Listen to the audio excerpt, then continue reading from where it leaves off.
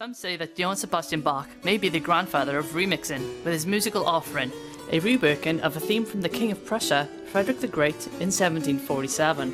James R. Gaines reveals in his book, Evening in the Palace of Reason, that when Frederick met Bach, he tried to outwit the old bad-tempered composer with a musical theme so intricate that only Bach's son could have conceived.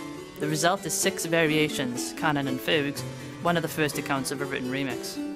However, putting Grandmaster Bach's remixing skills aside, his toccata and fugue in D minor is the reason why we are here today.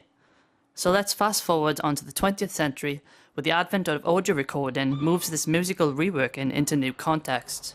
You can see here Pierre Schaeffer cuts and rearranges magnetic tape to create his musical work Etude au chemin de fer, Railroad Study.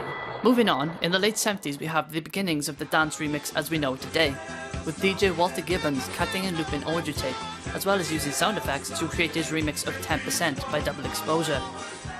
Moving on to the 90s, the explosion of home studio equipment and computer technology gave birth to the age of the dance remix. Norman Cook takes the relatively unknown song from 60 to number 1 in the UK charts in 1997 with his remix of Brimful of Asher. Also, DJ Very Corsten remixes William Orbit's reworking of Samuel Barber's Adagio for Strings, taking the late romantic piece to dance floors across the globe. Okay, so it's here that I make my mark on the remix culture, where in the late 90s I started remixing. My first ever dance remix, Bach Wasn't Like It. The brand new Dancey J2 software allowed me to import samples, and so I sampled the drum loop as well as piano and synth sounds to recreate the famous melody. Moving on to 2004, my first commercial success with a remix of Judy Zook's Stay With Me Till Dawn.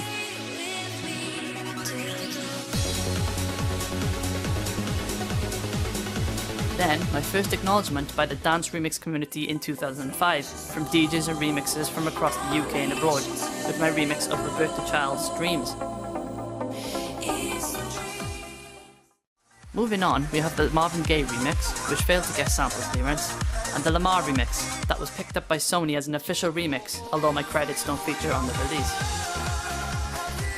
And so that brings us pretty much back to today.